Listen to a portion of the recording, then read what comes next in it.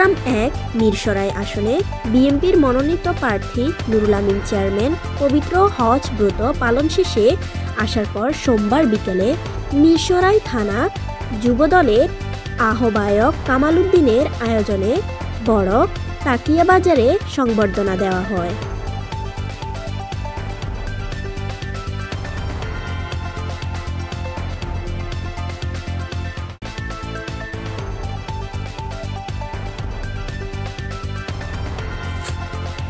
Jannatul Fahima Tanha, Anas Bangla TV.